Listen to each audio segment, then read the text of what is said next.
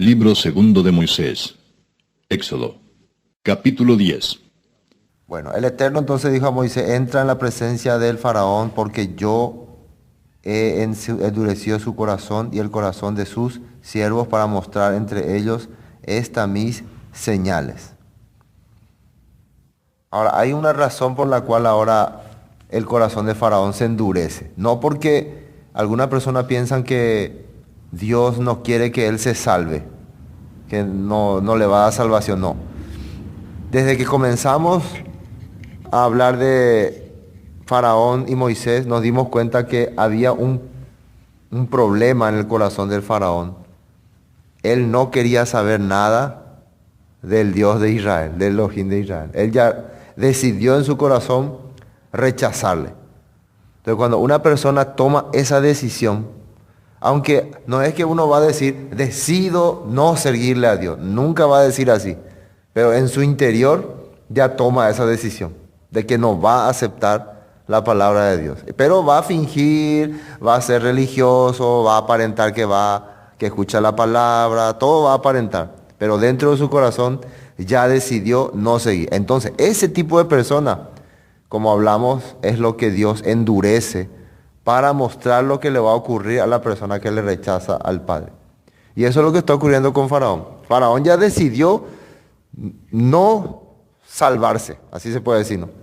Decidió no salvarse. Él ya está perdido ya. Él ya decidió. Esa característica hay en muchas personas. Deciden ellos por voluntad propia rechazar a Dios. Es dentro de su corazón y eso es. No es afuera, dentro es. Pero no se nota, no aparenta. Entonces, ese tipo de personas lo que se va a ver después como religioso, como va aparentando que hace la cosa de Dios, pero al final, por su vida, vamos a ver que realmente nunca creyó en Dios. Uno tiene que entender ese punto. Ahora, versículo 2 dice, miren lo que dice el versículo 2. Para que cuentes a tus hijos, dice, y el corazón de sus siervos para mostrar entre ellos estas mis señales. Y el objetivo era para que cuentes a tus hijos y a tus nietos las cosas que yo hice en Egipto y mis señales que hice entre ellos, para que sepáis, para que sepan que yo soy el Eterno. Entonces el versículo 2 dice que estos acontecimientos son para que uno cuente, para que uno converse, para que uno hable, para que uno le explique. Si uno vive la experiencia de Dios, si uno, por ejemplo, aprendió el plan de Dios, la palabra de Dios, sí o sí va a querer contarle a sus hijos primeramente.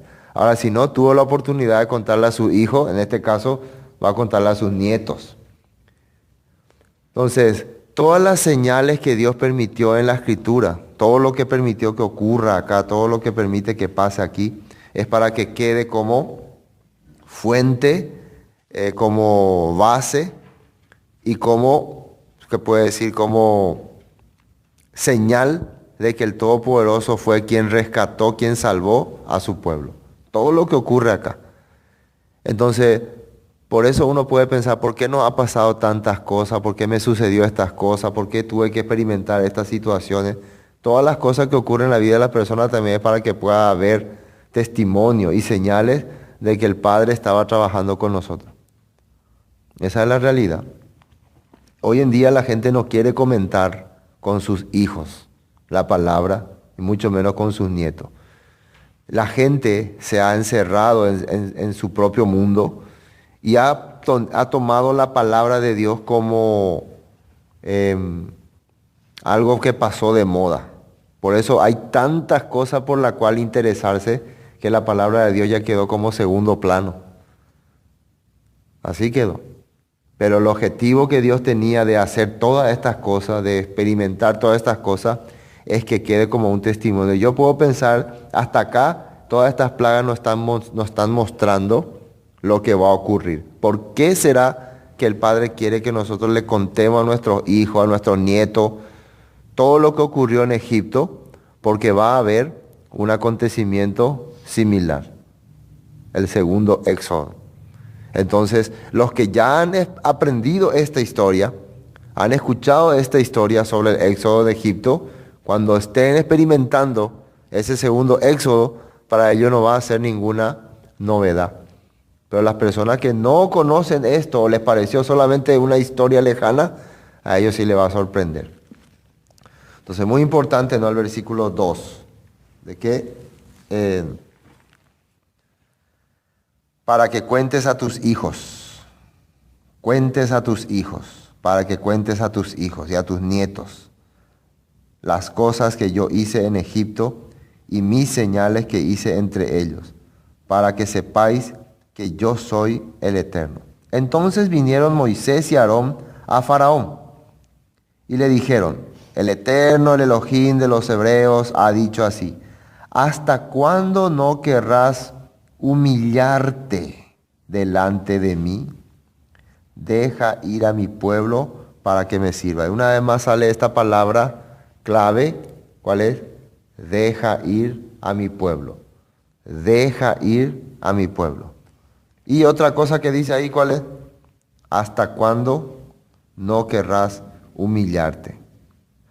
Se están dando cuenta que el problema del faraón es que es orgulloso, es duro, no quiere que Dios trabaje, quiere él trabajar.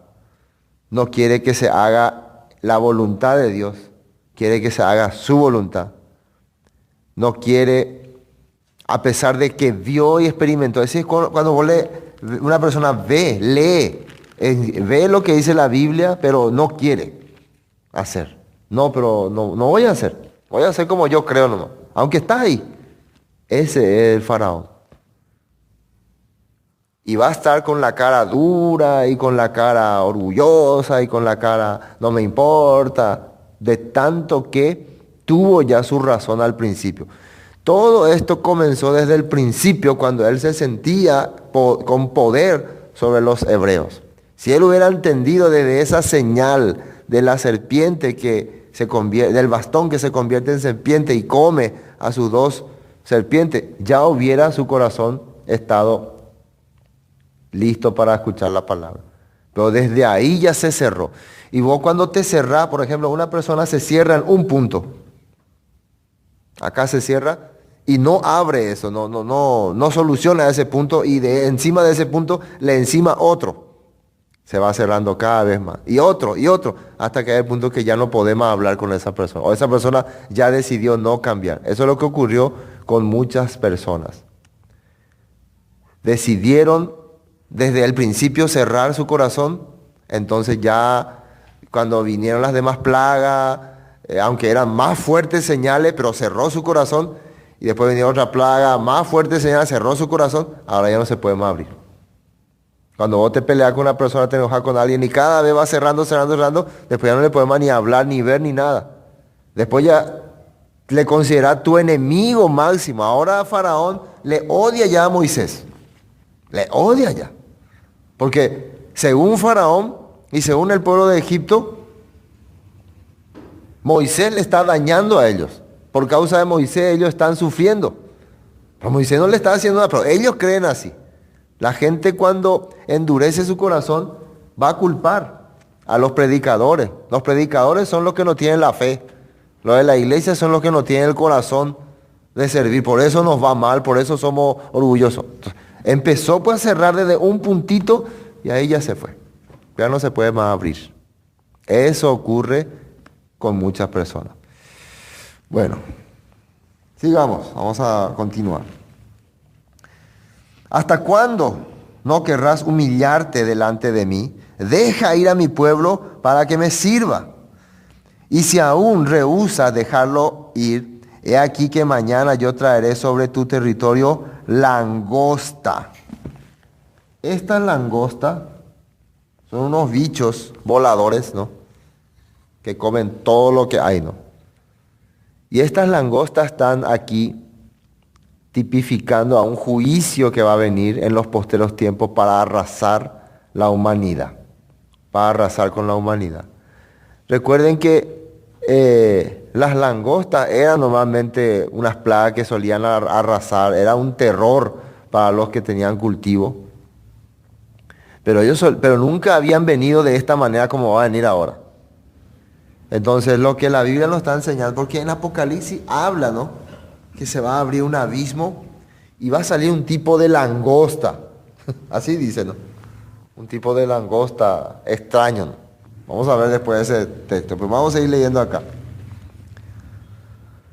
La cual, versículo 5, cubrirá la faz de la tierra de modo que no pueda verse la tierra.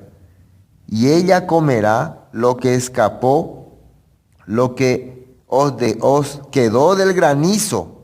Comerá asimismo todo árbol que os fructifica en el campo. Y llenará tus casas y las casas de todos tus siervos y las casas de todos los egipcios, cual nunca vieron tus padres ni tus abuelos, desde que ellos fueron sobre la tierra hasta hoy. Y se volvió y salió de delante del faraón. Le anunció este punto. Imagínense, ya el granizo había acabado con todo lo que había en Egipto. Ya no hay casi nada. Fíjense ustedes cómo la persona va perdiendo su dignidad poco a poco.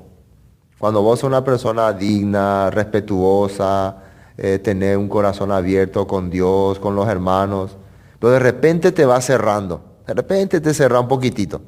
Te cerrá y te seguís cerrando, después ya no te importa lo que piensan de vos, no te importa lo que digan de vos, no te importa más nada. Ese es el estado en que acaba una persona que comenzó cerrando su corazón y no quería escuchar la voz del Todopoderoso. Ahora, Faraón ya no le importa más nada. Su país ya está sufriendo, ya está en la ruina. Su vida ya es un desastre. Pero él todavía mantiene su orgullo. Y miren lo que le dicen acá a su gente.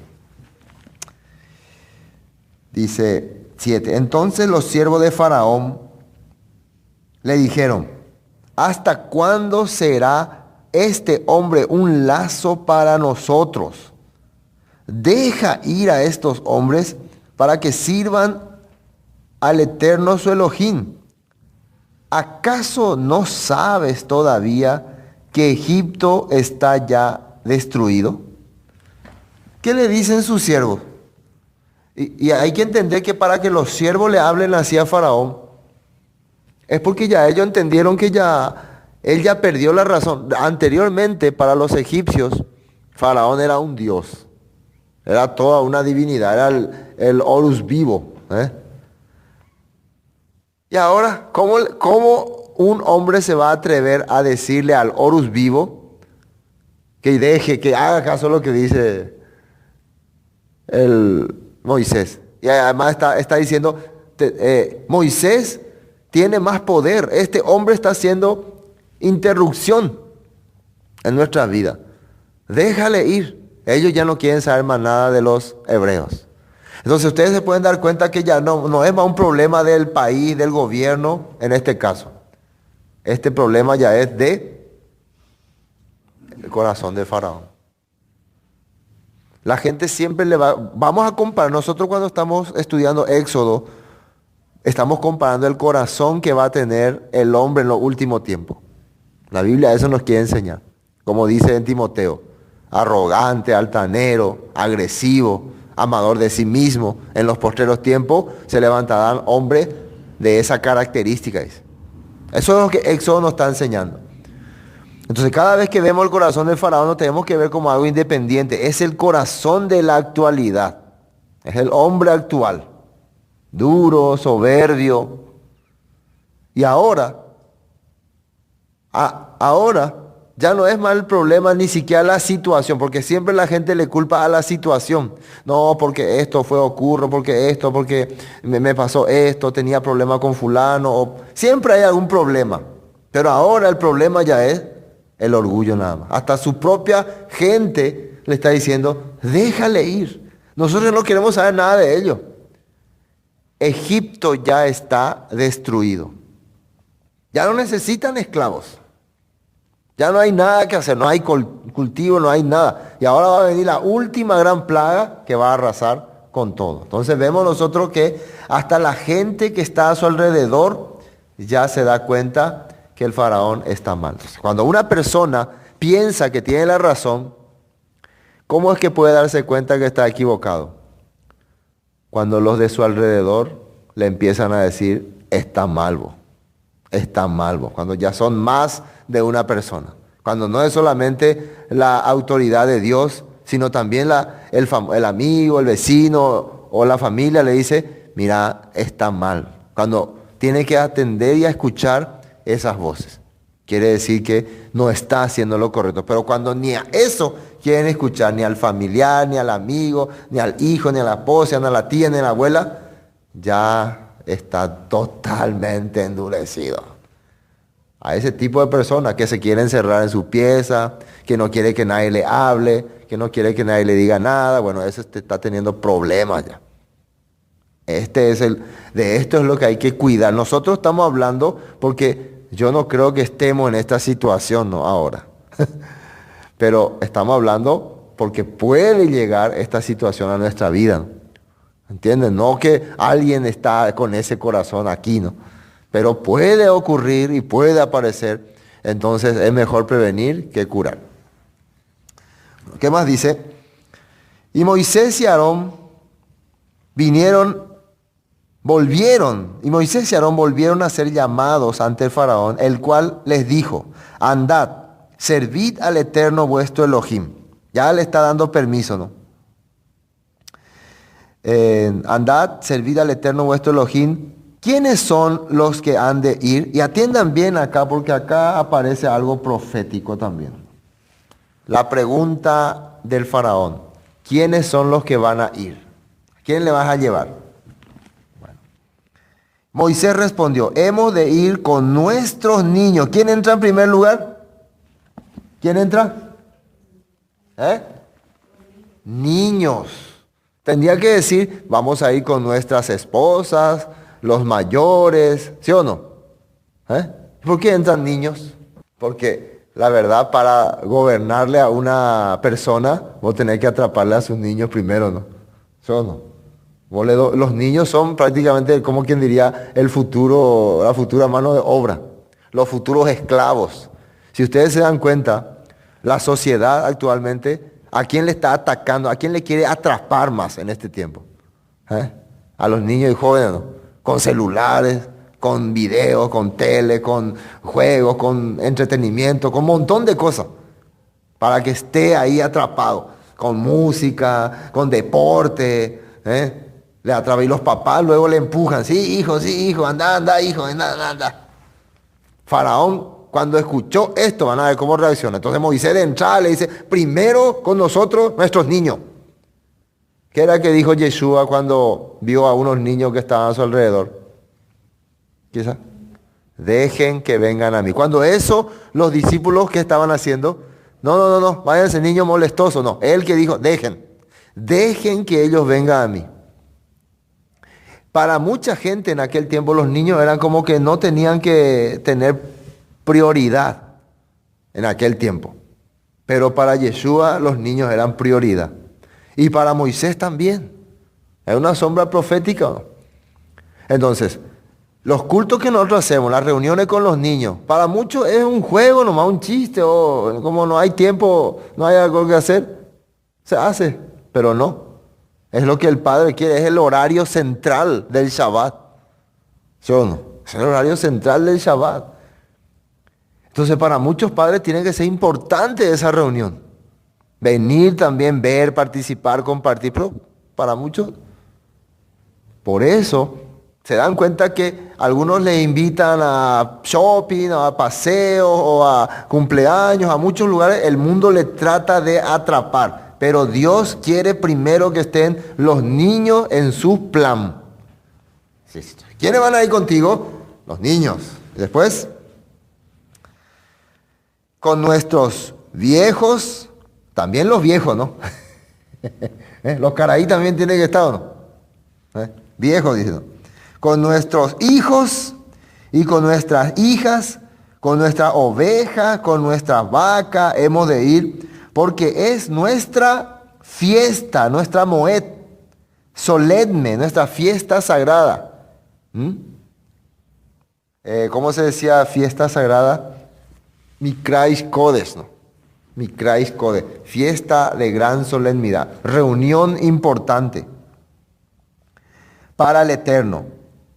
Entonces así le está diciendo, para nosotros es súper importante esta fiesta, muy especial, hay muchas cosas que hacer, el Eterno va a estar bendiciéndonos, eso es lo que Moisés considera cuando va a hacer esta reunión.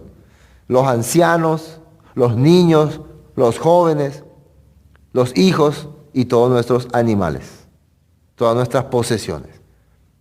Entonces cuando nosotros hacemos una fiesta del Eterno, para mí es lo más importante. Yo quiero que estén todos mis hijos, quiero que esté, si tengo nietos, quiero que estén. Quiero, si pudiera, quisiera que esté mi mamá, mi papá, mi abuelo, todos quisieran que estén. Ese tiene que ser el deseo de un hebreo verdadero. Ese es el deseo. Pero ¿cuál es el deseo de Faraón? El que gobierna este sistema, el que maneja este mundo. ¿Cuál es su deseo de él? Él dice, y les dijo, así sea el Eterno con vosotros. ¿Cómo os voy a dejar ir a vosotros y a vuestros niños? Mirad cómo el mal está delante de vuestro rostro. ¿Cómo el mal está delante de vuestro rostro? Ustedes tienen un mal deseo. Después de tantos años de haberle hecho sufrir al pueblo hebreo, ahora Faraón le está diciendo que ustedes son gente mala. Cuando ellos están queriendo ir a hacer la fiesta del Eterno con toda su gente, Faraón dice, no, ¿cómo van a irse todos? No le gusta, no acepta, no quiere. En esta condición en que él está, ya su país destruido, amenazado por las langostas que van a acabar con todo lo que hay, todavía él está endurecido. Todavía él quiere. Aquí ya se nota que no es más el problema del trabajo ni nada, sino es como que él se siente dueño de la vida de las personas. Y esto se llama ya capricho. Capricho. Sigamos. 11. No será así. Id ahora vosotros los varones y servid al Eterno, pues esto es lo que vosotros pedisteis. Y los echaron de la presencia de Faraón. No le quiso dejar ir a sus niños. Vayan ustedes los grandes, vayan los mayores. Los mayores nomás tienen que ir a hacer la oración, el culto. Los niños no tienen necesidad. Los niños tienen que quedarse bajo el poder del príncipe de la potestad del aire.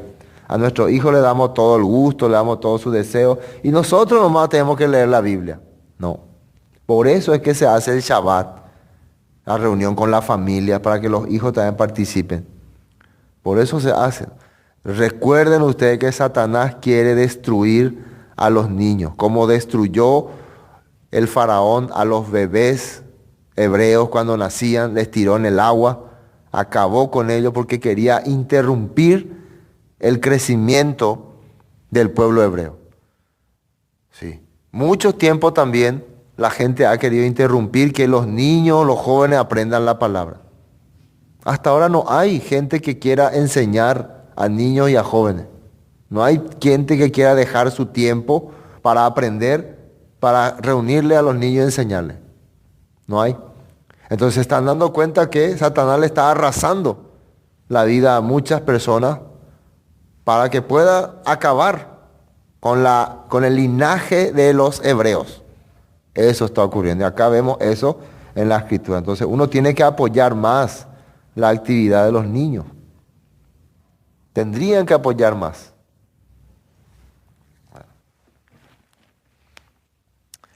Versículo 13. Y entonces el Eterno dijo a Moisés, versículo 13, no, 12. Entonces el Eterno dijo a Moisés, y acá empieza el juicio. Recuerden que las langostas significa juicio. extiende tu mano sobre la tierra de Egipto para traer la langosta, a fin de que suba sobre el país de Egipto y consuma todo lo que el granizo dejó.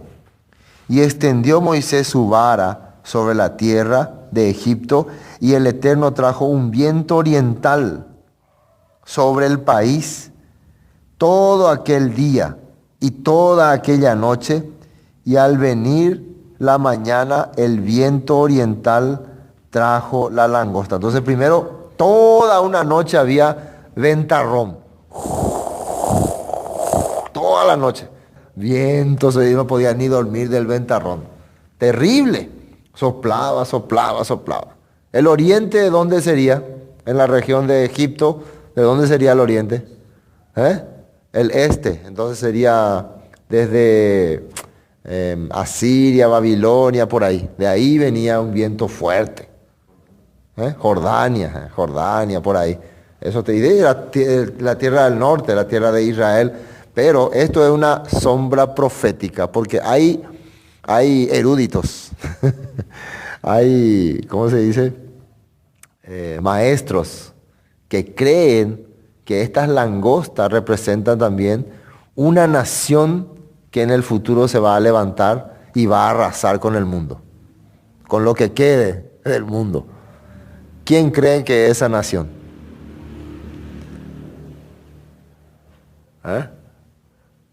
Algunos dicen que sí, que son los seguidores de Alá, los árabes. Y hay prueba de que alguna vez gente de esas regiones fueron llamados langosta. Vamos a mirar un texto, Jueces capítulo 7. Fíjense un poco, Jueces capítulo 7. Es bueno investigar este punto también, cuando vayamos a las sombras proféticas. Jueces capítulo 7, versículo 12. Ya saben lo de ustedes. Leen la Biblia. Dice, y los madianitas, los amalecitas y los hijos, ¿de dónde dice? Del oriente, estaban tendidos en el valle como langostas en multitud, y sus camellos eran innumerables como la arena que está a la ribera del mar en multitud. Esos eran los que iban a atacar al pueblo de Israel en aquel tiempo. Entonces, es como va a tener una idea, que era un ejército innumerable de madianitas, amalecitas, grupos nómadas, grupos rebeldes, que se estaban combinando para atacar a Israel, y son comparados con ¿qué? Langosta. ¿Y de dónde van a venir? Del oriente. ¿Y tenían qué? Camellos. Y venían y van a hacer que van a arrasar. Qué extraño, ¿no? Qué extraño. Vamos a ver Apocalipsis 9:3 para el futuro. Apocalipsis 9:3. Recuerden, casi se dan cuenta, casi todo lo que estamos compartiendo en Éxodo, la parte de las plagas, se relaciona mucho con Apocalipsis. Y en Apocalipsis habla también acerca del sonido de las trompetas, ¿no? El capítulo 8 habla acerca del sonido de las trompetas, cuando empiecen a caer los juicios. Acá hablaba de granizo, hablaba de el mar en sangre, úlcera, todas esas plagas hablaban.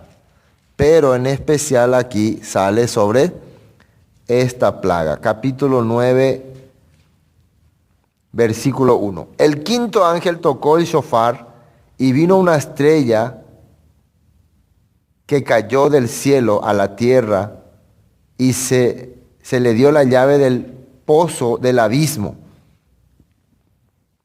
Es como si fuera que se abriera un lugar específico en la tierra. Y abrió el pozo del abismo, y subió humo del pozo, como humo de un gran horno, y se encendió el sol. Todo esto es alegórico, no sabemos exactamente de qué se está tratando, no podemos dibujar a sí mismo cómo es, pero se puede referir a un acontecimiento como formando un ejército, preparándose para un ataque, o saliendo de alguna denominación, de alguna religión, porque Apocalipsis todo es simbólico. Y del humo salieron langostas. Ese humo es igual que decir con una fuerza, un viento, sobre la tierra, y se le dio poder como tienen poder los escorpiones de la tierra, dice. Y fíjense que ahí hay una referencia. ¿Cuál es la referencia si ustedes tienen Biblia con referencia? ¿Cuál es la referencia? Éxodo 10, 12. Éxodo 10, del 12 al 15 yo tengo. Y salieron langostas sobre la tierra y les dio poder como tienen poder los escorpiones de la tierra. Y se les mandó que no dañasen a la hierba de la tierra, ni a la cosa verde ninguna, ni a ningún árbol, sino solamente a los hombres que no tuviesen el sello de Elohim en sus frentes. Y aquí hay algo extraño. Sí, porque aquí exactamente se está refiriendo a un ejército que va a salir a atacar a las naciones, al mundo entero. Pero no va a dañar a quién, a los que están escogidos por el Todopoderoso, a los que están haciendo la voluntad del Padre. O sea, hay una sombra profética de esto, de que va a ser un ejército innumerable, con caballos, con no toda clase de armas. Dice que tienen fuerza como escorpiones. Escorpiones, el escorpión si te pica te arde, ¿no? Puede ser que sea fuego, arma, no sé, espada, decapitación. Pero se nota que es un ejército que va a salir a cumplir una misión que Dios le está encomendando, a arrasar. Y si ustedes se fijan, la característica que tiene el Islam es esa. El Islam quiere armar un ejército que vaya y conquiste, que arrase y que dañe. Y hasta ahora ellos no han hecho un ejército que enfrente así guerra a guerra, ¿no? Pero como ellos hacen su ataque de sorpresa, acabaron casi con el país de Siria, están acabando con el país de Irak, toda esa región, decapitando, ejecutando, exterminando. Entonces prácticamente es como un escorpión que te está clavando. Entonces vemos que este tipo de profecía a través del libro de Éxodo se está revelando. ¿Para quién este juicio viene? Para esa nación que ha tenido esclavizado al pueblo hebreo y que no le ha dejado hacer su voluntad. Y para su líder. Quiere decir que este ejército va a salir para interrumpir a ese líder que en el futuro se va a levantar. No sabemos por qué, pero es un grupo rebelde, pero controlado por el Todopoderoso. Sigamos con Éxodo.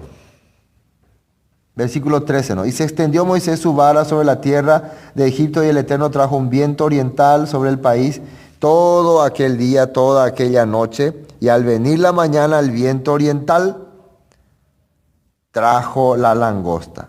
Y subió la langosta sobre la tierra de Egipto y se asentó en todo el país de Egipto, en tan gran cantidad como no la hubo antes ni la habrá después.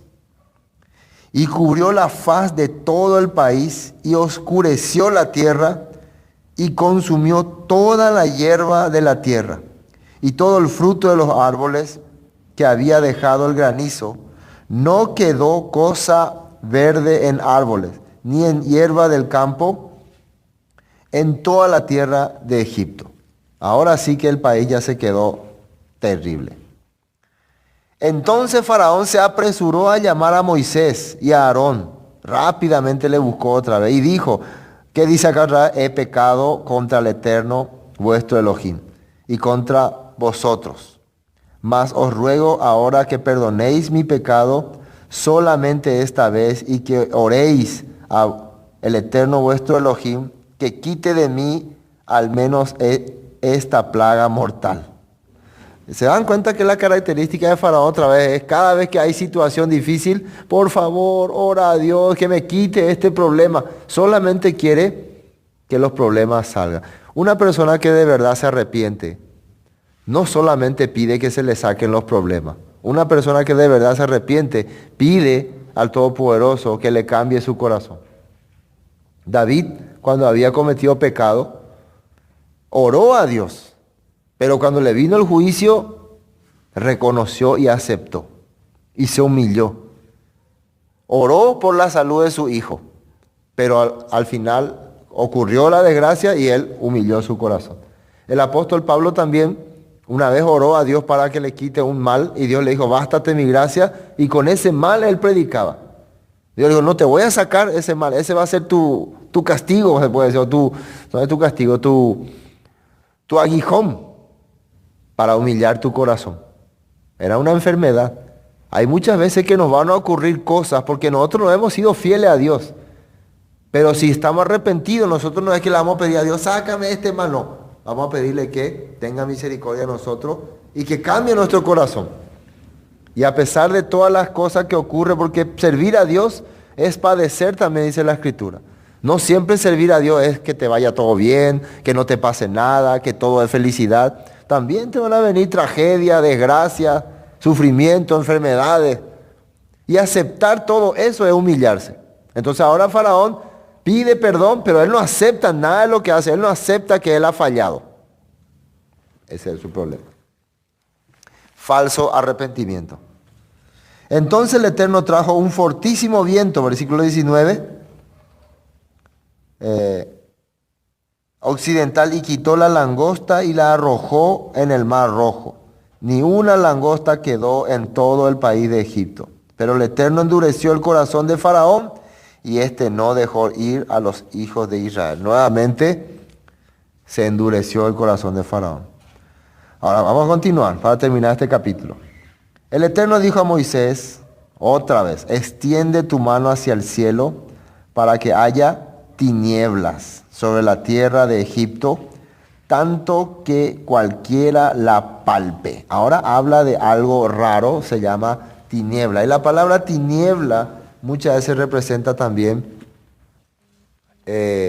alejado del plan de Dios. O sea que alguien que está sin la guía de la palabra. Así se puede decir tiniebla. ¿Por qué novena plaga? Novena plaga, ¿no?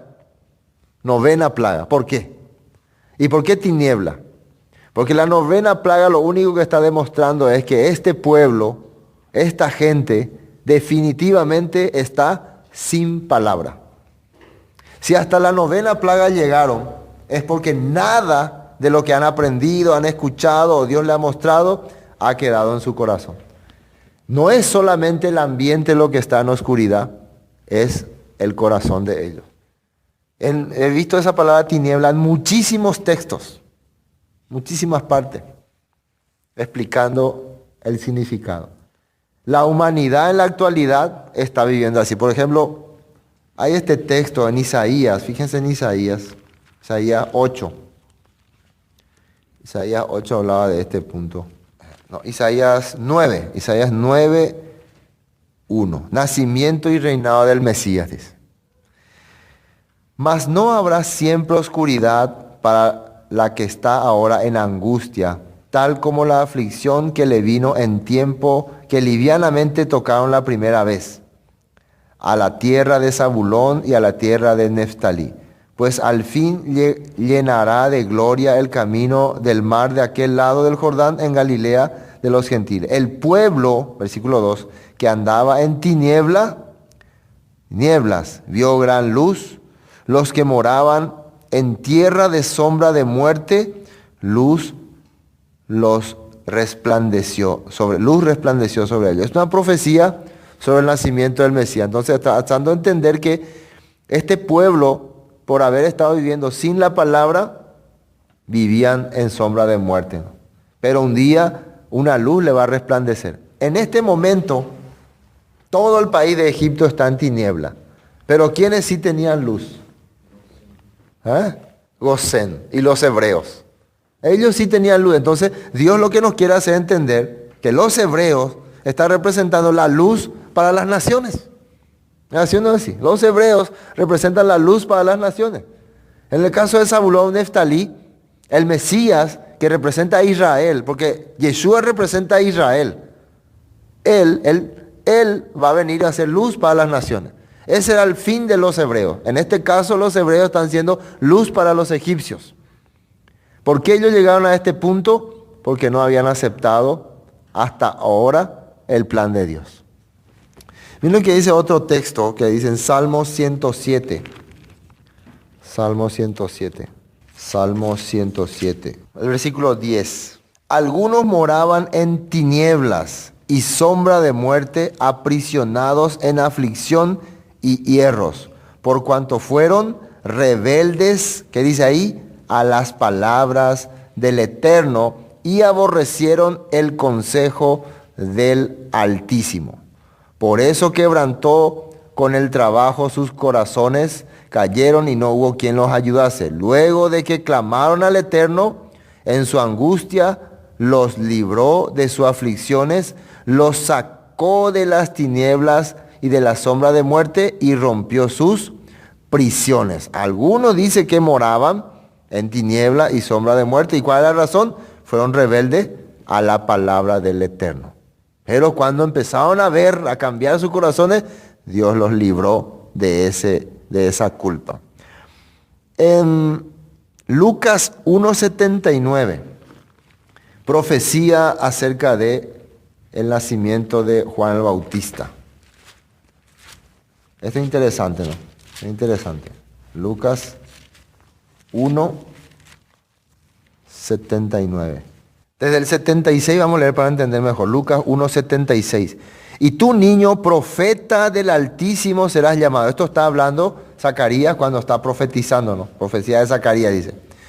Profeta del Altísimo serás llamado, porque irás delante de la presencia del Todopoderoso para preparar sus caminos, refiriéndose a Juan el Bautista, para dar conocimiento de salvación a su pueblo, para perdón de sus pecados, por la entrañable misericordia de nuestro Dios, con que nos visitó desde lo alto la aurora.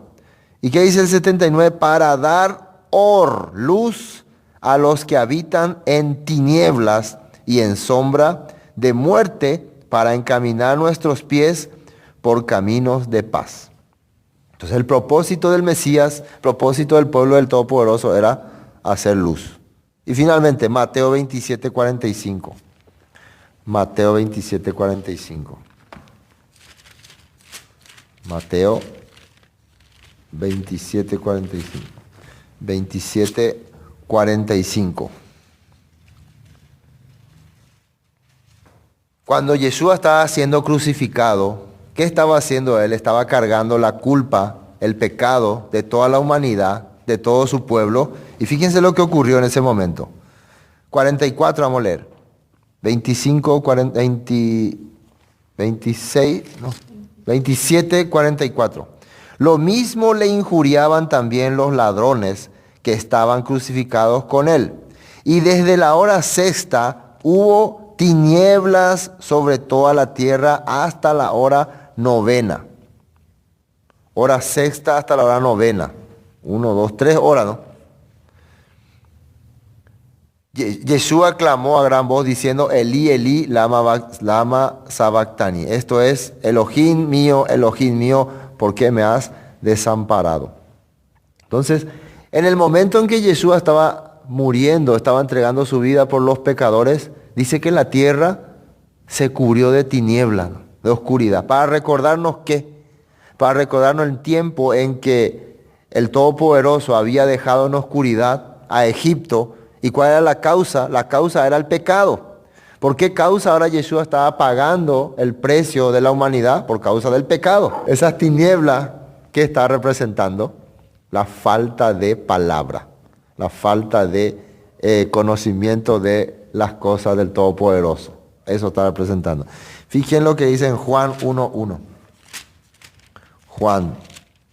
Fíjense lo que dice ahí. Libro de Juan. Juan 1, versículo 4, vamos a leer. Refiriéndose a Yeshua, al verbo, dice el 4. En él estaba la vida y la vida era la luz de los hombres. La luz en las tinieblas resplandece y las tinieblas no prevalecieron contra ella. La luz, ese significa el enviado, el Yeshua, el mensaje. La luz es la palabra, la Torá. Y Yeshua lo que venía era restablecer nuevamente la Torá en el corazón de todas las personas. En primera de Juan también hace así. El que permanece en luz no está en tiniebla. ¿Qué quiere decir? Que permanece en la palabra, no queda bajo oscuridad, bajo pecado. Entonces es interesante este punto de la tiniebla porque nos hace ver que el problema de la humanidad de hoy es precisamente eso. Está fuera de la palabra y de la escritura. Entonces, si se llegó como novena plaga a las tinieblas, quiere decir que las 8 plagas restantes era para hacerle entender a Faraón el plan de Dios, pero ellos habían rechazado. Si al final de todo en tu vida hay tiniebla, es porque rechazaste la palabra, porque rechazaron la palabra. Si una persona está alejado de la escritura, alejado de la vida del Padre, es porque lo ha rechazado. Y eso se llama tiniebla. La tiniebla no es una persona que no conoce la palabra y nunca nadie le enseñó. La tiniebla es la persona que prefirió meterse en la oscuridad, apagar toda la luz y encerrarse ahí. Ese es. Por eso siempre se decía, está en tiniebla esa persona, ¿no? Está en tiniebla. Cuando una persona entra en una pieza oscura, ¿qué es lo primero que quiere hacer? Pero cuando está amargado, no quiere hablar con nadie, no quiere que nadie le hable, no quiere saber nada de nada, prende la luz o no. No le gustan los, apaga la luz, no quiero que nadie me vea. Y siempre se dice, ese está en tiniebla y nada. Hoy que llegue más tiniebla me pega ahí. No. Bueno, ahí no hay problema. Bueno, terminemos. Versículo 23. Ninguno vio a su prójimo, dice. Ni nadie. 3 días también duraba. Fíjese qué coincidencia, ¿no? Vamos a coincidir, a hacer una coincidencia. 3 horas la tierra estaba en tinieblas cuando murió Yeshua. Hora sexta hasta hora novena. ¿Cuánto es? Sexta, octava, novena. 3 horas. Y 3 días también el país de Egipto estaba en tinieblas por causa de las transgresiones de los egipcios. ¿Y qué acontecimiento iba a venir después de esta plaga? ¿Qué? La última plaga, la muerte de los primogénitos. Y ahí, ¿qué iba a aparecer? La sangre del cordero. ¿Entienden? No? Dice, versículo 23, ¿no? Ninguno vio a su prójimo, ni nadie se levantó de su lugar en 3 días.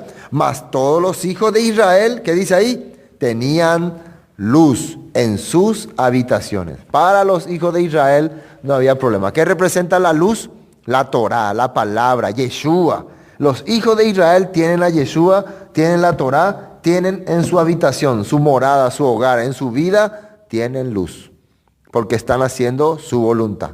Pero el pueblo en general, el pueblo que se apartó, que andó en su sombra de muerte, vive en oscuridad.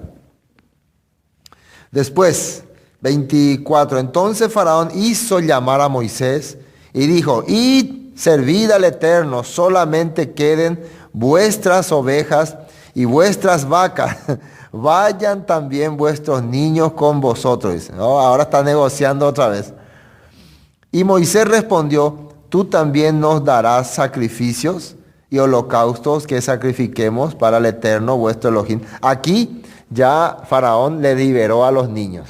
Pueden ir los niños también. Pero quería dejar los animales. Los animales están representando el sacrificio. Dice, nuestros ganados irán también con nosotros. No quedará ni una pezuña porque de ellos hemos de tomar para servir al Eterno nuestro Elohim.